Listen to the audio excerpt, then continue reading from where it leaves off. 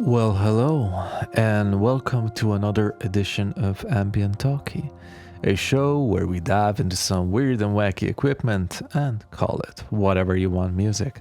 I'm Andy from Two Robin Robins, and I hope you're ready for a bit of a bizarre one. I always find overly complicated, bizarre, and nonsensical tools quite inspiring, actually, as I feel there's a hidden talent in creating something that might be seen as an abstract instrument or an art piece in itself. So in this one, I want to present to you one of the most unhinged music softwares that I have ever tried. So without further ado, let's just jump into it and move ourselves to the computer. So, welcome to my computer and my fairly uneventful desktop screen, which is just a black void of nothingness. But that is a strategy in itself, which I'm gonna, explain a bit later what I mean. So what we're gonna do today is basically we're gonna touch upon a fairly weird software that's this thing here. And before we do that, let me just try to explain who made it, what this is, and at least is how I understand it. So we have a fella by the name of Akira Rebalais. So it's Vincent Akira Rabelais Carte.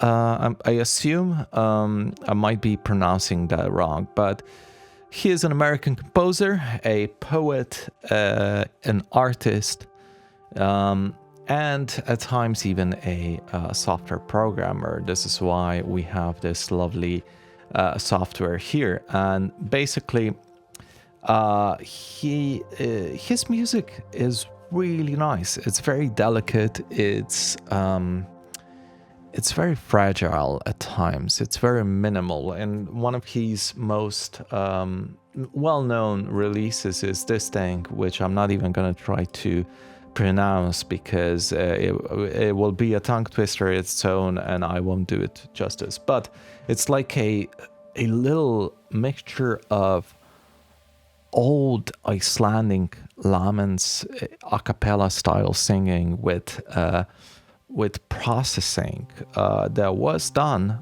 by something that's called a ARGEÍPHONTES LYRE. So I'm just gonna call it Lyre because there's no way that I'm pronouncing this right.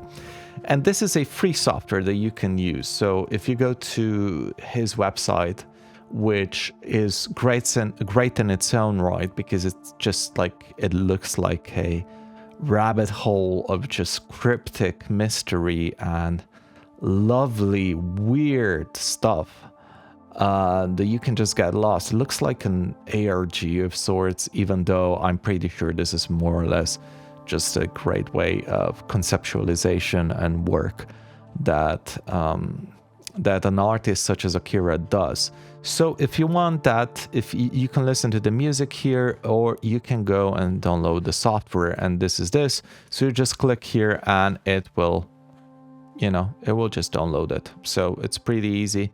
The thing is, what happens is you get something like this, and you double click it, and that's it. This is the software. So you're probably wondering, well, what does it do? Well, first things first, if you have a Windows, I'm sorry, it's not gonna work. I think this only works on Mac. So luckily we have a Mac now.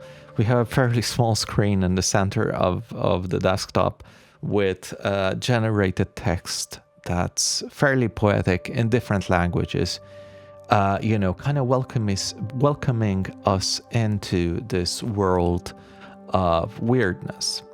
Well, if you go here, you can see that there are different stuff. So not only does the Lyre work for audio, but it also can generate images. And I'm not talking about AI generative slop, but like far more precise algorithmic understanding of the artistic vision that kind of goes into weird cryptic naming schemes here. And you can generate text that I think takes from poetry and different books, and then it just like can create and generate some lovely stuff for it, like it rephrases your text and stuff like that. So I haven't played around much with these two. I have some with audio, but not by a lot. So basically meaning that this is not going to be an explainer video. I'm not going to be able to explain anything here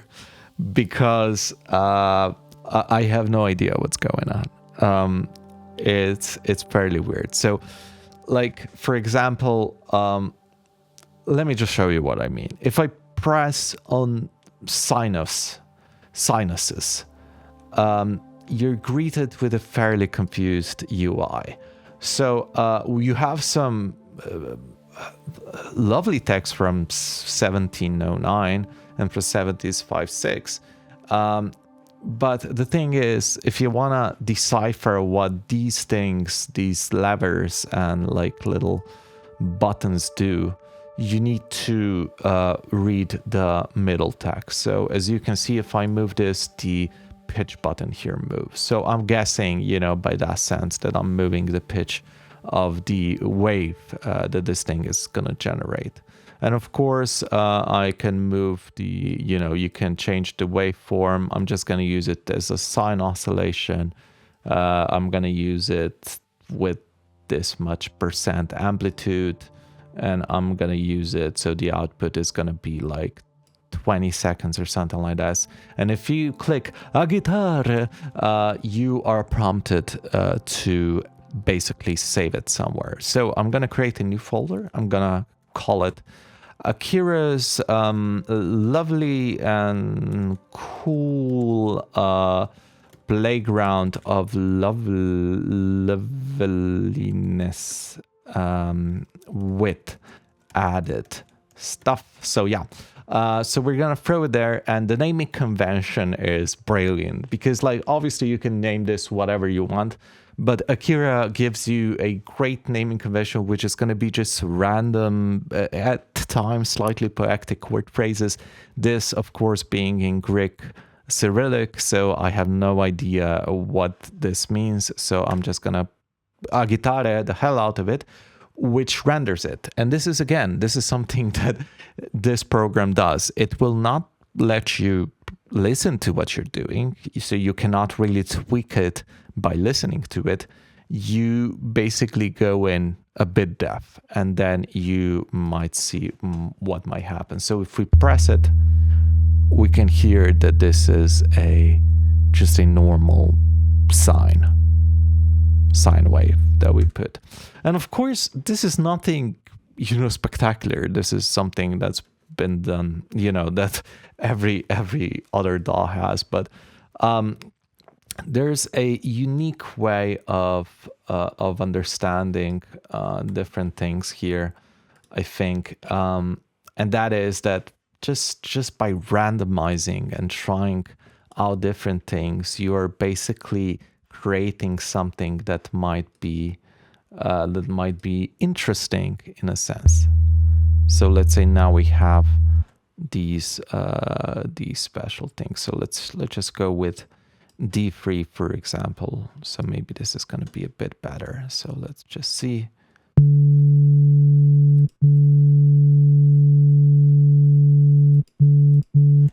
Okay, and let's just try. Let's just try again. So if you know your audio, you're probably gonna understand what these things do. In a way, I do understand it a bit, but you know, again, I just can't be bothered by reading text that much. So I just try different things. And here we have a bit of movement. So you can create, in a sense, you can create, you can start creating music just by generating whatever Akira throws in the program here. But the interesting stuff happens when we start moving downwards with this thing. So if you want a bit of a clue, there's a way. If you zoom into here, you can see that it kind of gives you a clue what it does. So this is a cycle generator with a draw function. Then another one is a stereoscom, which is a ring modulation. So if we would go here and go to this ring modulation one, we can, we can choose two different files and then just guitar the hell with that, right? And let's just see what we get.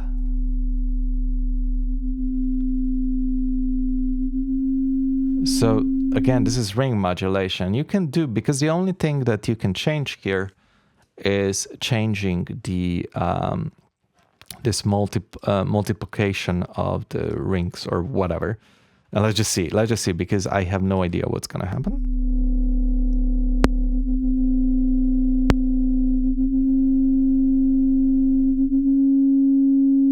Okay, so we have these two. And then let me just try something else. So there's another interesting one that I enjoy. It's called Faltung Insight, which is a convolution with a time domain effect. And I'm just kind of curious what will happen if we put these two sine, processed ring modulated sine waves in. So this is when you start using, kind of experimenting with different slider values and everything, and just trying to get like some interesting results.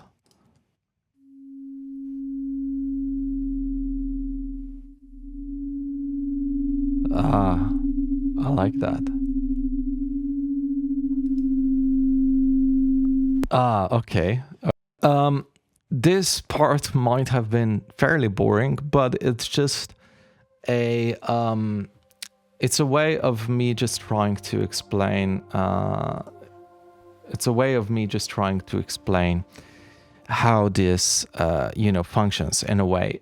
Because you can start, even if you don't have any audio of your own, you can start generating different sine waves and then, manipulating that through a very weird system. You might get some results. Now, the interesting part that I think that I mostly try to use it is basically by using already prepared sounds. So for example, we have a piano loop here,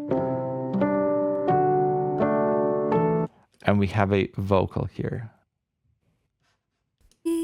So this could be used to process whatever we have here. So what I'm gonna do is I'm gonna try to see what else we can use. So let's say we can use time domain erosion, which is gonna take, let's say, for example, this piano file, and let's just try. So erosion should be simple with really deformation of, let's say, this, and then milliseconds and limitation, let's say that, and let's see how it kills the audio. Okay, let's see.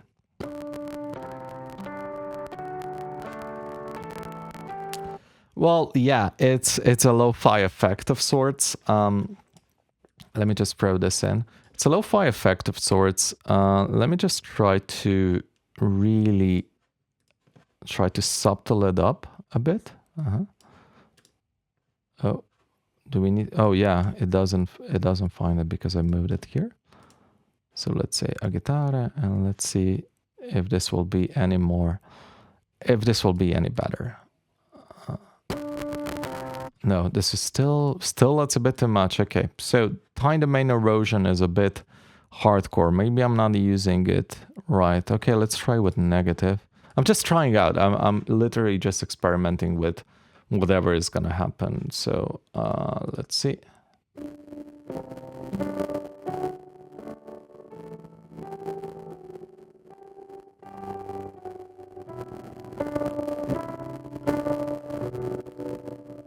That's good. It's kind of cool because it's kind of inversed in a way or something. But a better one, if you want to do just like subtle stuff, there's a subtle despotence here, which is also quite cool. So let's say, for example, we're going to use the same piano, And we can even randomize this here. So I randomized it with this thing. And let's go with ARGEIPHONTES. And now we have a Russian, or at least a Cyrillic sounding thing. So it's called Tinybi.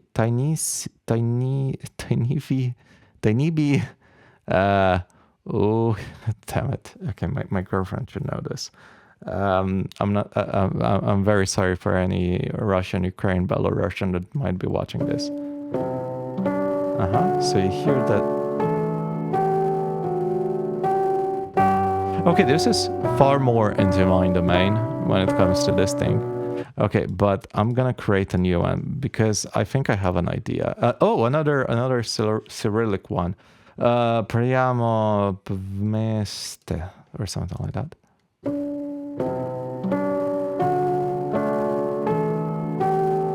And you know what we can do now? Because we have two fairly similar fairly similar rendered sounds here. We can use the full thing in Zeit again, because of that convolution, and maybe we can get some really interesting results from there. So let's go this, and let's use this, and let's just see. Okay, it's gonna give me Thai now. Let's see.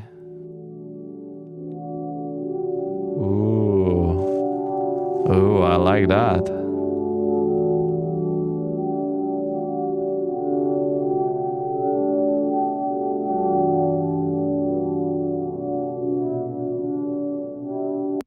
Ooh, I like that. That was pretty nice. Okay, let's try with the ring shift. Okay, so I'm gonna do the same thing. I'm gonna use the two Cyrillic ones here, and let's just do it.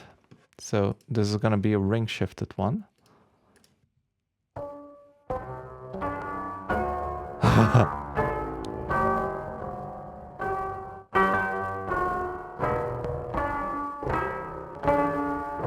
Okay, wait. If I change this and just do another one with Arabic lettering. So think of this. We again have two similar sounding files. So let's try to convolution it. Or use the convolution filter here, just so we can see what will happen. Let's see. Aquele.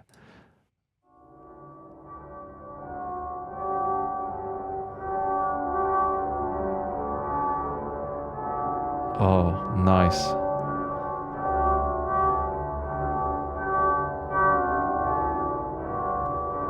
Okay, and now go here, use this one, and use the one that came.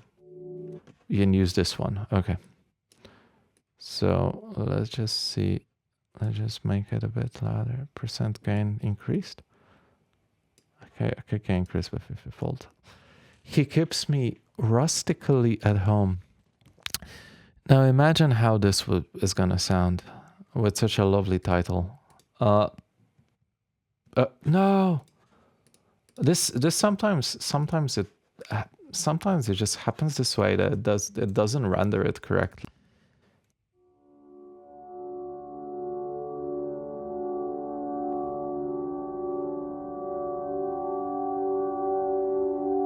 I like it, but it's too. Wait, how long is this thing? Let's just make it 20 seconds or something, because no, come on, don't do that to me. You wouldn't do this to a friend, no, would you? Little surprise each time you press play.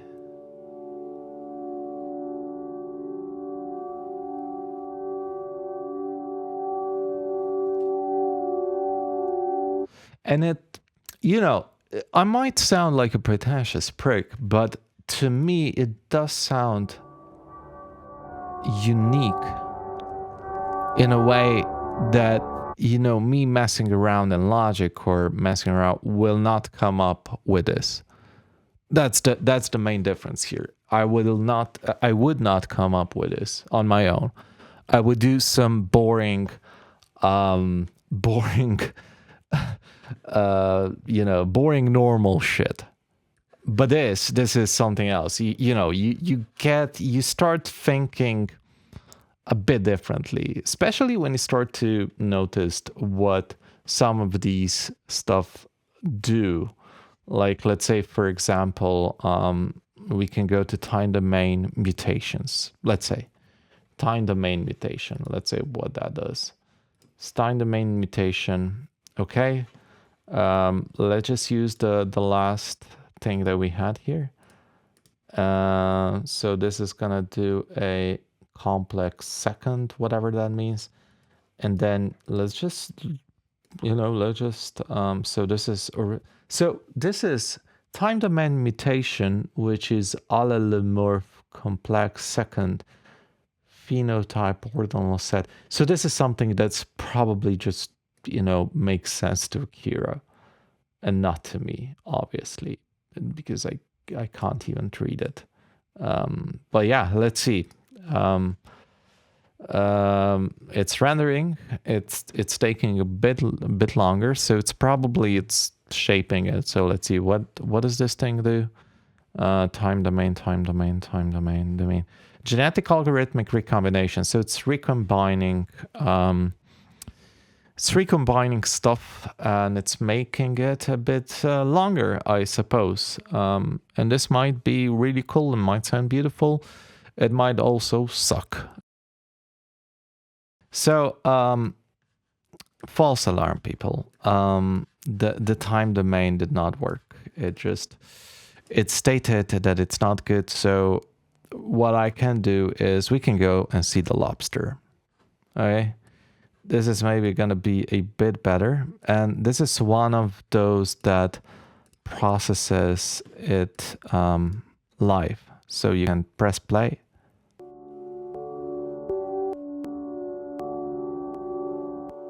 So, ooh, this is really cool. So,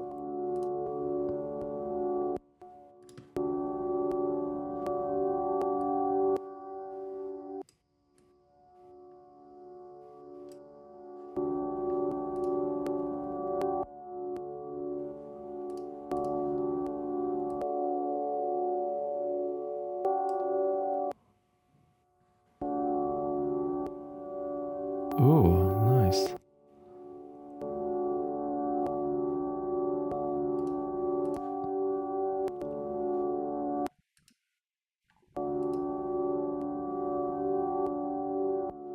And then I assume that you can trap it, right? So let's say we can do like 1 minute, and let's just trap it.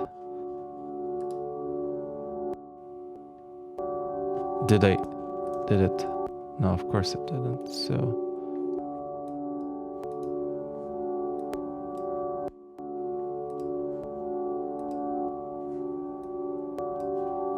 maybe it's now. Oh, and then it processes it. Okay, I get it. Okay, so we can do 2 minutes of this looping. Trap it. Flat out, no worries, T. So this is gonna be our last render in today's episode. Let's just see. So it's when it gets to the end, I'm gonna stop it. But yeah, I hope this was kind of interesting. I hope it was for you guys. It's an exploration. It's not an explanation, as I don't really know, what half of the time what's actually happening here. It's so out there. It's so unique in a way, and it's a great tool for trying out something new, because I do get bored with you know, I get that digital audio workstation fatigue, the DAW fatigue that everybody talks about. It's basically just like when you have too much of everything and you just like start doing the most boring stuff ever. But this is something that that kind of speaks in a, you know, towards a different mindset, because by you not hearing what's actually happening, apart from this one, the lobster, with you not hearing it and just pressing render and hoping that the sliders did something or they did not, you know, it's a surprise each time. And then you might, you know, your brain starts thinking, well, you know, maybe if I have this audio and then I use that filter because it might create something great. It's just like it's a very tedious process. I won't lie. It's something that maybe I'm sure 99% of you people will not find that enjoyable, but for that 1% that do, I think it's a great way to clear your head in a way. You just, you know, you start with basically nothing. You can just start generating waveforms and noise and whatever, and then just go one after the other, and seeing what happens. And then maybe you have like an arsenal of material that you can just pack in and use in a conventional you know, composing sense. So yeah, so this is why I think the lyre is a unique art piece in its own. So Akira, if you're watching this, you know, congratulations. Of course, you have a amazing career in the art community and whatnot, but you know, coming from an absolute nobody on YouTube, you know, I'm impressed and I thoroughly enjoy it. I'm sure that it's gonna be one of the applications that's gonna live on my Macintosh for a while, and whenever I'm gonna feel a bit, you know, out there or whatever, I'll just gladly boot it up and do something else. So yeah, that does it for today, folks. I do hope that you have enjoyed this episode of Ambient Talkie. If you like this video, do give it a like. It really helps out because of the algorithm. The algorithm's everything. And because you enjoyed it, and I see those likes, and I'm like, yeah, I'm doing something that, you know, it gives me meaning. So yeah, all in all, do the like button. If you want to support me some more, you can buy my music off of Bandcamp, or you can of course become a Patreon, where you get, you know, little sample libraries if you want. Other than that, I can just say have a great rest of your evening, morning, afternoon, whenever you might be watching this, and do take care. Ciao.